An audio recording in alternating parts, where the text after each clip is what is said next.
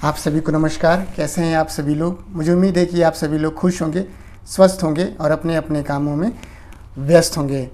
दोस्तों, safe shop एक product based company है और सेफ शॉप में जब कभी भी हम शुरुआत करते हैं तो हमारा एक स्पॉन्सर होता है, यानी कि हमारा एक सीनियर होता है और उस सीनियर के माध्यम से हम प्लान देखते हैं, या तो हम अपने घर पे देखते हैं या सीनियर के घर पे देखते हैं या वेन्यू पे देखते हैं। तो इन सीनियर्स के माध्यम से हम जब प्लान देखते हैं तो सीनियर्स हमें प्लान दिखाते हैं। प्लान दिखाने के बाद से हमारा फॉलोअप करते हैं या अपने सीनियर से करवाते हैं। उसके बाद से हमें प्रोडक्ट सेलेक्ट करना होता है, फिर हमें सेल जमा करना होता है और फिर सेल जमा करने के बाद से हम उनकी अक्षरशः एक एक बात को मानने के लिए तैयार हो जाते हैं और प्राइमरी लेवल पे हम उन्हें ही अपना सब कुछ मानते हैं, गुरु मानते हैं, सीनियर मानते हैं, अपलाइन मानते हैं और उनके द्वारा बताए और दिखाए गए रास्तों पे और बातों पे हम अमल करते हैं या करने की कोशिश करते हैं। लेकिन कुछ समय के बाद से ऐसा होता है, ये आज के दौर में देखा जाए आप देखें तो ये 2020 के बाद से ये ज़्यादा होने लगा है कि कुछ ऐसे सीनियर्स या कुछ ऐसे अपलाइन या कुछ ऐसे स्पॉन्सर वे कुछ दिन के बाद से कंपनी को छोड़ करके दूसरी कंपनी में ज्वाइन हो जाते हैं या कंपनी छोड़ देते हैं और फिर उस कंपनी में ज्वाइन होते हैं, फिर उनको मोटिवेट करते हैं उस कंपनी में जाने के लिए। तो इस तरह की स्थिति जब बन जाती है तो एक डाउनलाइन की मनोदशा क्या होती है वो हमसे और आपसे बेहतर कोई नहीं समझ सकता है। तो इस सिचुएशन में एक डाउनलाइन को क्या करना चाहिए या वो अपलाइन जो छोड़ के चला गया उसको क्या करना चाहिए, हम आज से पहले भी एक ट्यूटोरियल को बना करके यहाँ पे इस ट्यूटोरियल में या इस चैनल पे हमने पोस्ट करके रखा हुआ है, पब्लिक करके रखा हुआ है। अगर आपने अभी तक नहीं देखा है तो इस वाले ट्यूटोरियल को देख करके आप जान सकते हैं। ये ट्यूटोरियल मैंने तब बनाया था जब हमारा भी एक बहुत ही अच्छे लेवल पे बैठा जो है सीनियर या कह सकते हैं साथी इस हमारे जो है कंपनी को छोड़ करके दूसरी कंपनी में चला गया था। तो उस समय ये मैं नया था, अभी आप कह सकते हैं, तो उस समय मैंने इस ट्यूटोरियल में अपनी भड़ास निकाली थी। आज का जो ये ट्यूटोरियल है इसमें मैं कह सकता हूँ कि मेरे अंदर मैच्योरिटी है, मेरे अंदर बहुत सारी समझ है इस सिस्टम को लेकर के, इंडस्ट्री को लेकर के। तो आज के हम इस ट्यूटोरियल में बात करेंगे कि जो सीनियर्स छोड़ के जाते हैं उनको क्या करना चाहिए और क्या नहीं करना चाहिए। साथ ही साथ जो जूनियर है यानी कि जो डाउनलाइन है, जो एक सीनियर से एक्सपेक्ट करता है और वो उसे जब फुलफिल होता नहीं दिखता है तो उसे क्या करना चाहिए। तो ज़्यादा देर न करते हुए चलते ट्यूटोरियल की तरफ जानते हैं पूरे प्रोसेस को। उससे पहले मैं आप लोगों से रिक्वेस्ट करूँगा कि अगर आप लोग इस चैनल पर नए हैं तो प्लीज़ आप लोग इस चैनल को सब्सक्राइब कर लीजिएगा।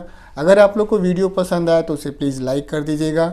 कोई आपका मन में सवाल हो तो उसे कमेंट करिएगा। साथ ही साथ ये भी ज़रूर बताइएगा कि आप किस शहर से, किस लेवल पे, किस नाम के व्यक्ति इस ट्यूटोरियल को देख रहे हैं, क्योंकि इसको बताने से, इसको जानने से बहुत सारे ऐसे साथी जो नए हैं या जो पुराने हैं उन्हें भी मदद मिलती है जानने में और ये समझने में कि हमारे शहर में किस लेवल पे किस व्यक्ति, कौन सा व्यक्ति काम कर रहा है, जिससे कि काफ़ी मदद मिलती है बिज़नेस को डेवलप करने में। अभी मजा आएगा ना भिड़ो। तो दोस्तों, स्वागत है आप सभी लोग का आज के इस ट्यूटोरियल में। और दोस्तों, मैं बताना चाहूँगा कि सेफ शॉप में आप देखेंगे तो संपूर्ण हनुमान का ये जो आप देखेंगे तो एक पुस्तक है जो प्लैटिनम एडिशन में है।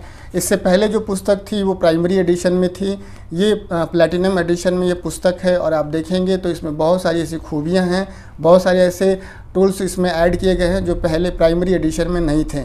इस ट्यूटोरियल को वॉच करके आप जो है संपूर्ण हनुमान के प्राइमरी एडिशन और प्लैटिनम एडिशन के अंतर को समझ पाएंगे।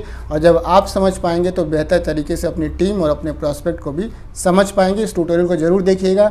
इसका लिंक मैंने इस वीडियो के डिस्क्रिप्शन बॉक्स में दे रखा है।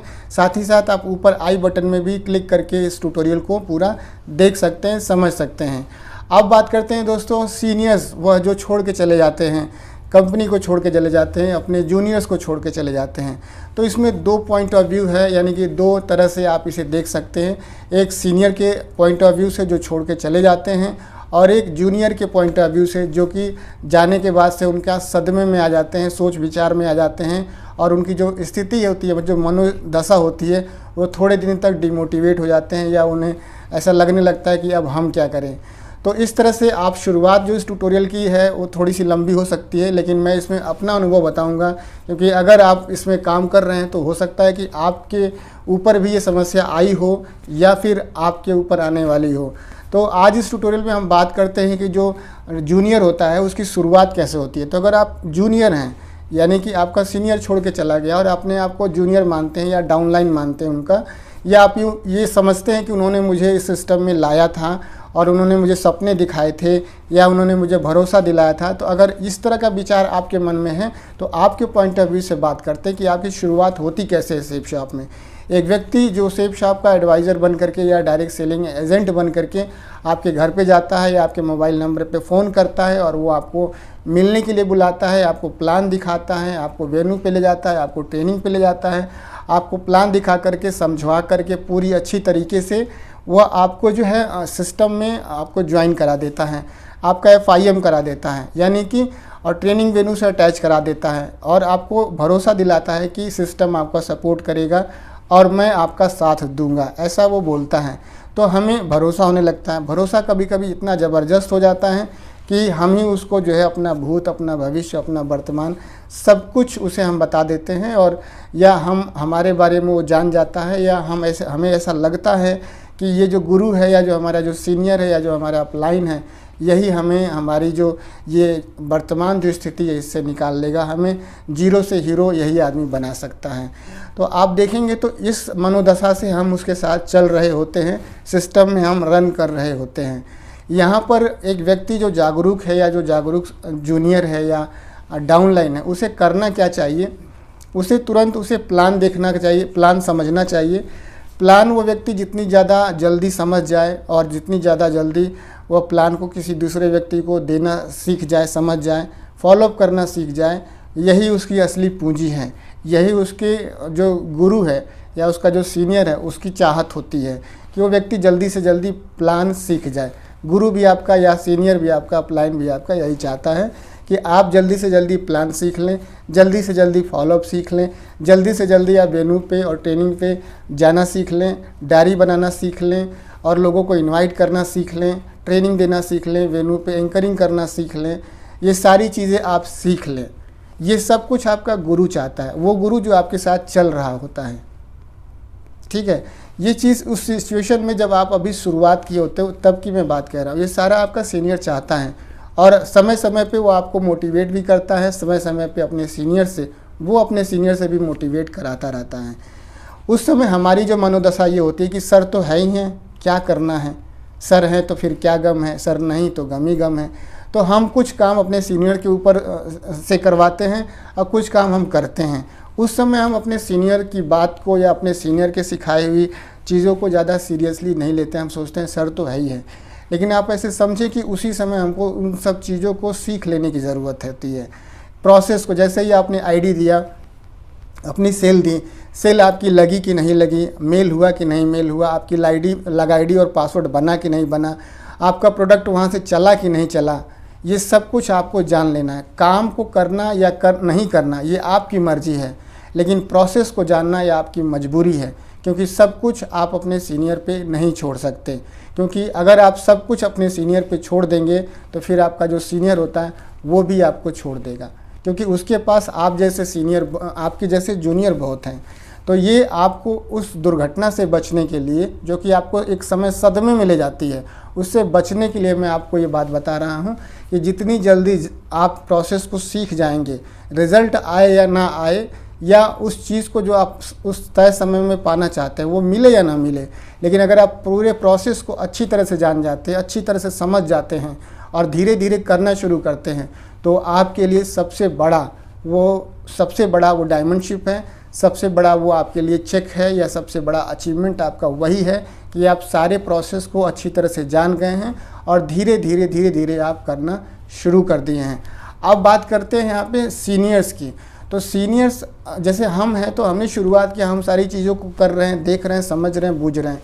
तो सीनियर्स भी उसमें हैं, क्योंकि सीनियर्स को छोड़ करके हम काम नहीं कर सकते। लेकिन केवल सीनियर के ही भरोसे रहें ये भी ठीक नहीं है। जैसे दाल में नमक की ज़रूरत है, लेकिन दाल में नमक की उतनी ही मात्रा की ज़रूरत है जितना आपका स्वादानुसार। तो ज़रूरत के अनुसार ही आप सीनियर का इस्तेमाल करें, और ज़रूरत के हिसाब से जब ज़्यादा करने लगेंगे तो आपको एक दिन वह चीज़ जो है, वो जो आदत है ज़रूरत से ज़्यादा वाली, एक दिन सदमे में लेके जाती है। जो भी लोग सीनियर के जाने से सदमे में पहुंचते हैं वो वही लोग होते हैं जिन्होंने दाल में नमक स्वादानुसार नहीं लिया, स्वाद से या स्वाद के अनुसार से ज़्यादा ऊपर लिया, यानी कि मात्रा से अधिक लिया। ये चीज़ होती है उनकी जो ऐसा लोग होते हैं, ऐसा जो जूनियर्स होते हैं। अब वो जो सीनियर है उनसे सारी चीज़ें आप सीख गए, और सीनियर ये भी कहता है कि ट्रेनिंग और वेन्यू में जाइए। तो ट्रेनिंग और वेन्यू में आप जब जाते हैं तो आपके 4-5 सीनियर और मिलते हैं। तो आज अगर आप 2024 में ट्यूटोरियल देख रहे हैं तो आज से आप ये समझ लीजिए, या ये बात को समझना बहुत ज़रूरी है कि इन 4-5 जो भी हमारे सीनियर हैं सबका email number, Gmail number, WhatsApp, Instagram, YouTube, Facebook, जहाँ जहाँ पे जैसे जैसे भी इनका जो कम्युनिकेशन का जो माध्यम है, इन सारे कम्युनिकेशन के माध्यम को आप अपने मोबाइल में, अपनी डायरी में नोट कर लें और सबसे कम्युनिकेट करके रखें। सबको आपका नाम मालूम होना चाहिए, आपका मोबाइल नंबर मालूम होना चाहिए, आपका चेहरा मालूम होना चाहिए। नहीं मालूम है तो ज़बरदस्ती मनवाइए कि सर मैं ये हूँ, मेरी आईडी ये है, मैंने इनके साथ शुरुआत की है। इस तरह से जब आप कम्युनिकेट करके, म्यूचुअल कम्युनिकेट करके जब रहते हैं, भले ही आपका सीनियर कितना भी कहे कि आप मेरे साथ काम करिए या मैं हूँ, ठीक है, वो है एक अच्छी चीज़ है, लेकिन एक जो चीज़ होती है वो केवल आपके लिए तो बनी नहीं है, उसके पास तो और भी लोग हैं। तो जो 4-5 लोग होते हैं जो सीनियर्स में, उनके साथ भी अगर आपका अटैचमेंट बना रहता है, कम्युनिकेशन बना रहता है, तो आप कभी भी भविष्य में वो जो स्थिति आती है जिसमें आदमी सदमे में चला जाता है, सदमे में आप कभी भी नहीं जा पाएंगे। किसी एक आदमी के जाने से आप सदमे में नहीं जा पाएंगे, ये बात आप जो है नोट करें, क्योंकि इस चीज़ को मैंने देखा है, समझा है, और मेरे ऊपर भी ऐसा ही एक सिचुएशन आई थी, तो उस हिसाब से मैं आपको बता रहा हूँ कि कभी भी जब एक आदमी के ऊपर आप निर्भर रहेंगे तो आपको सदमे वाली स्थिति आती है। चाहे वो आप देखें तो घर में अगर माँ बाप हों या बीवी हो, आप देख सकते हो, बहन तो 2-3 हो सकती हैं, लेकिन आप बीवी और माँ और बाप तो एक ही हो सकते हैं। आप देखें तो कभी भी इनके ऊपर अगर आप ज़्यादा डिपेंड हैं, 18 साल से नीचे हैं तो चलेगा, लेकिन 18 साल से ऊपर हैं या मैरिड हैं, अगर आप उसके बाद भी डिपेंडेंट हैं, तो ये एक दिन आपको सदमे में ले जाती है। फिर उनमें गार्जियन का दोष नहीं होता, ईश्वर का दोष नहीं होता, समय में का नहीं दोष होता है, उसमें आपकी समझ का दोष होता है। तो ये चीज़ है। अब वो छोड़ दिया, सबसे बड़ी बात है कि चलिए उसने छोड़ दिया, तो छोड़ देने से आपको गम किस चीज़ का है? गम तो तब होता जब वो आपसे अधिक जानता, ठीक है। वो अधिक नहीं जानता, वो भी आपको ऐसे ही डील करता, जैसे कि प्लान दिखाइए, फॉलोअप करिए, आप ट्रेनिंग पे आइए, वेन्यू पे आइए, यही सारी चीज़ें करता, ठीक है। या थोड़ा सा पास प्रमोशन में हेल्प करता, या वेन्यू पे प्रमोशन में थोड़ा हेल्प करता, या किसी सेमिनार में हेल्प करता, ऐसा होता है। लेकिन वो नहीं तो कोई और सही, हमारे तो बहुत सारे सीनियर है, कोई ना कोई तो हेल्प हमारी करेगा ही करेगा। ऐसा हो ही नहीं सकता कि वो चला गया तो कोई और है ही नहीं, बिल्कुल है। बस आपको उस तक पहुंचने की ज़रूरत है। वो जो 4 और 5 और भी विकल्प आपके पास मौजूद है, वो उनके पास आपको पहुंचने की ज़रूरत है, उनसे तालमेल बना के अपनी काम चलने की ज़रूरत है। जैसे एक आदमी किराने की दुकान खोलता है तो कुछ ग्राहक आते हैं, कुछ ग्राहक जाते हैं, लेकिन उस व्यक्ति का जो शॉपकीपर होता है उसका तालमेल ना पुराने से गड़बड़ होता है ना नए से गड़बड़ होता है, ऐसा व्यवहार बना करके वो रहता है। तो हम भी एक शॉपकीपर ही हैं, आप कह सकते हैं डायरेक्ट सेलर ही हैं। तो इस तरह से हम चीज़ों को देख सकते हैं। उसके जाने का हमें गम क्या है? वो ना हमारा माँ है, ना बाप है, ना बीवी है, ऐसा तो है नहीं। वो तो एक गुरु है, ठीक है, गुरु है, सीनियर है।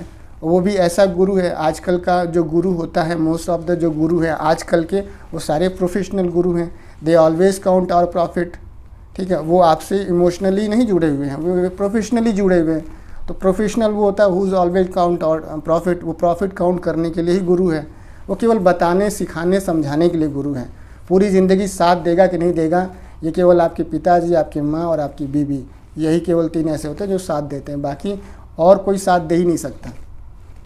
तो इस चीज़ को हमें बहुत ही ठोस तरीके से, बहुत ही एक गहराई के साथ आपको समझना पड़ेगा कि इस तरह से चीज़ें होती हैं या आपके साथ हो सकती हैं, या बहुत सारे लोगों के साथ हुई हैं।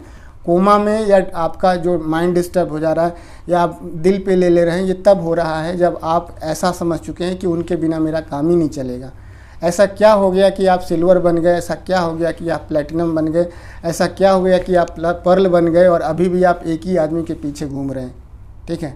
ऐसा नहीं है, ऐसे बहुत सारे लोग आपके भी पीछे घूम रहे हैं। तो आप भी एक स्तंभ बनिए, आप उनके साए में रहिए ज़रूर, लेकिन आप उनके ऊपर फुली डिपेंड मत रहिए, क्योंकि उनका कद ऊपर का है, और ऊपर वो हैं तो ऊपर रहेंगे ही, और ऊपर से ऊपर कब गायब हो जाएंगे उससे भी आपको कोई फ़र्क नहीं पड़ने वाला। आप खुद स्तंभ बनिए, और स्तंभ बनने के साथ साथ बहुत लोगों को छाँव दीजिए, बहुत लोगों को हवा दीजिए, पानी दीजिए। आप खुद ही हीरो हैं। आप कभी भी आप खुद ही आप एक स्तंभ हैं, बनिए स्तंभ। इस तरह से चीज़ें हैं। और घबराइए मत, घबराएंगे तो चीज़ें और ज़्यादा रायते की तरफ फैलेंगी, उससे कुछ होने वाला नहीं है।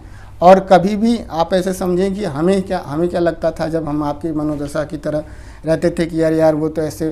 तो देखिए, कभी भी एक सीनियर होता है तो वो एक सीनियर एक हद तक आपकी मदद करता है, उसके बाद से वो मदद करना बंद कर देता है। फिर फ़ोन वाला वो सीनियर हो जाता है, फिर फ़ोन से ही आपकी रिपोर्टिंग लेगा, फ़ोन से ही आपको मोटिवेट करेगा, फ़ोन से ही आपका फॉलोअप कर देगा, फिर वो फिजिकली आपसे ख़त्म कर रहेगा। ठीक है, एक समय आने के बाद से ये चीज़ें आती हैं, आपको समझना पड़ेगा। चाहे आज समझ लीजिए, चाहे 6 महीना बाद समझ लीजिएगा, चाहे आज फ्रेशर पे समझ लीजिए, चाहे पर्ल बनने के बाद समझ लीजिएगा। ठीक है, वो एक समय तक आपके साथ फिजिकली अट्रैक्ट है, फिजिकली अटैच है। एक समय ऐसा आएगा कि वो आपसे केवल और केवल डिजिटली या ओरली ही कम्युनिकेट करेगा, क्योंकि वो आपको स्तंभ बना चुका है या सिस्टम आपको स्तंभ बना चुका है। ये चीज़ आप भी समझ रहे हैं, वो भी समझ रहा है। तो इस चीज़ को समझने की ज़रूरत है। वो छोड़ के चला जाए, या वो काम नहीं करे, या वो भाग जाए, या दूसरी कंपनी में ज्वाइन कर जाए, अच्छी बात है, चला गया, ठीक है, चला गया। अब सीनियर्स के लिए क्या मैं कहना चाहूँगा कि जो सीनियर छोड़ के चले जाते हैं, और न जाने क्या कारण होता है, उनका अपना खुद का कारण होगा, चले जाते हैं। तो छोड़ के जब चले जाते हैं तो ये कोई गलत बात नहीं कि आप छोड़ के चले गए, ठीक है। गलत मुझे क्या लगता है, मेरे पॉइंट ऑफ व्यू से, आप कमेंट करके ज़रूर बताइएगा। छोड़ के जब चले जाते हैं तो गलती ये करते हैं कि इसी तरह के प्रोडक्ट बेस्ड कंपनी में जाके काम करने लगते हैं, और वहाँ पे भी उन्हें प्लान दिखाना होता है, फॉलोअप करना होता है, सेल जमा करना होता है, मीटिंग करनी होती है, सेमिनार करना होता है, लोगों को समझाना होता है। खुद वो सामान इस्तेमाल नहीं करते, लेकिन उस सामान के बारे में दूसरों को बताना होता है।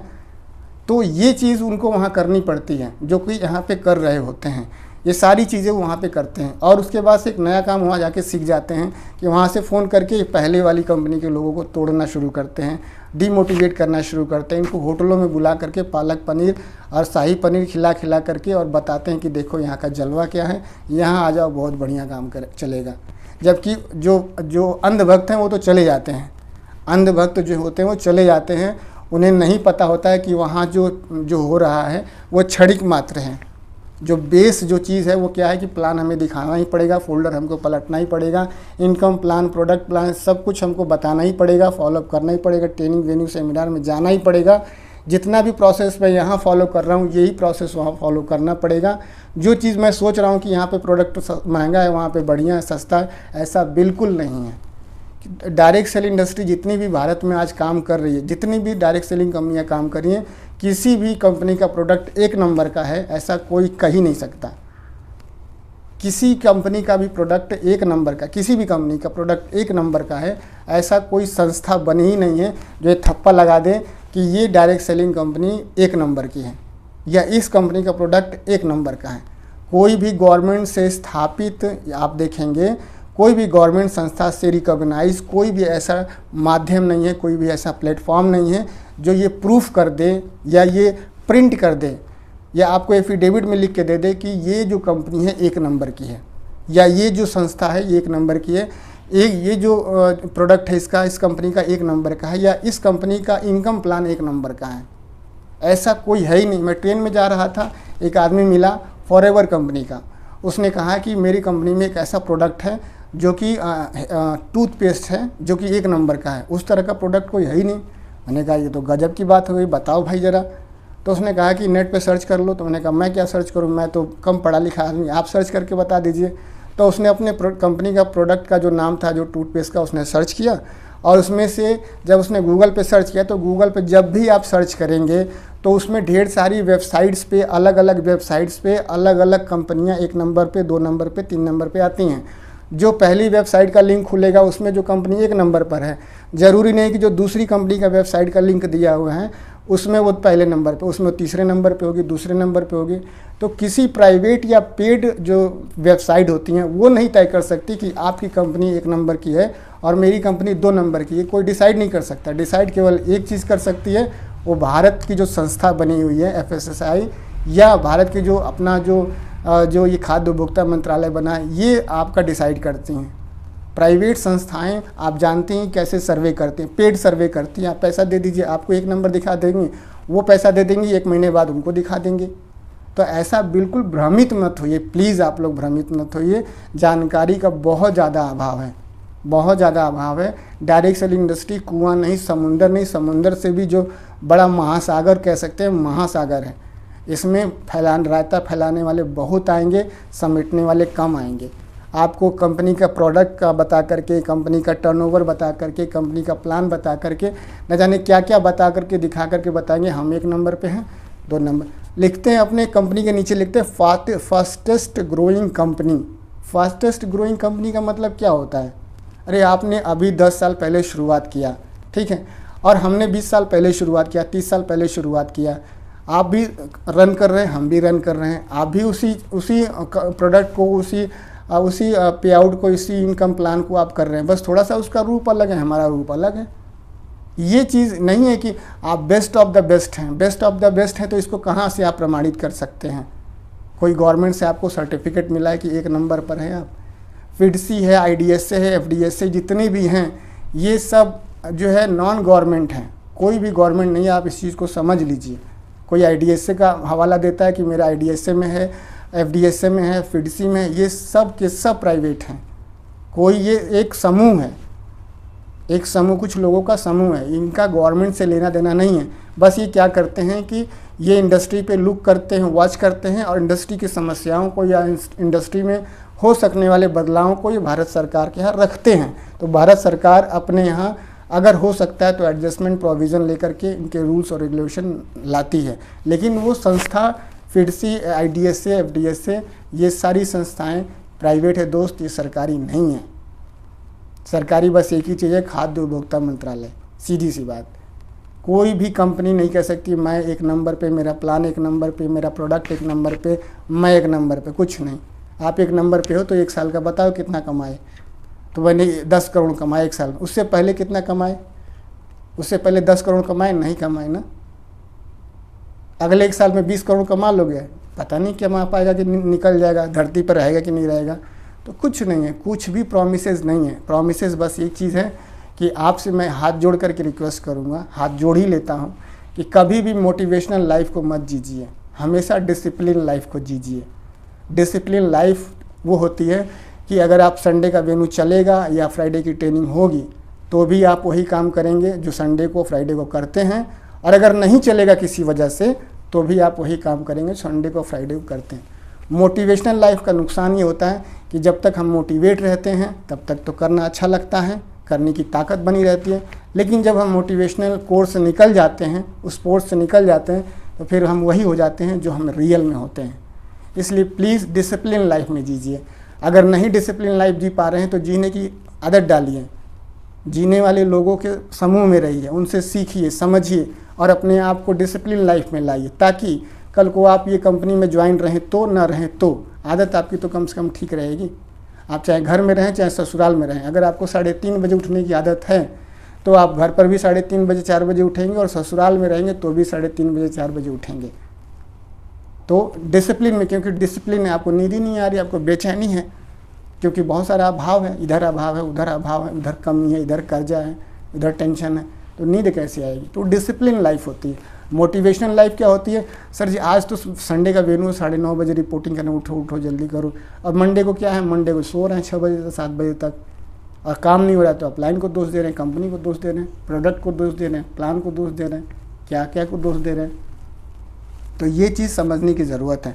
अपलाइनों से यही रिक्वेस्ट है कि अगर डाउनलाइन बनाएं तो तब तक तो बनाएं, तब तक उनके साथ तो रहें जब तक वो बेहतर डाउनलाइन नहीं बन जाते हैं, सारी चीज़ों को नहीं सीख लेते हैं। और प्लीज़ आप जब कंपनी को छोड़ के जाएँ तो मैं यही कहूँगा कि कंपनी ना छोड़िए, पूरी इंडस्ट्री छोड़ दीजिए, क्योंकि आप वहाँ पे भी जाएंगे तो वही रोटी बेलेंगे, उसी तरह से रोटी बेलेंगे, वहाँ पे मशीन से रोटी नहीं बेलेंगे, वहाँ पे भी आपको बेलन और चौकी का इस्तेमाल करना ही पड़ेगा, वहाँ पे भी आपको आटे में भिगोना ही पड़ेगा।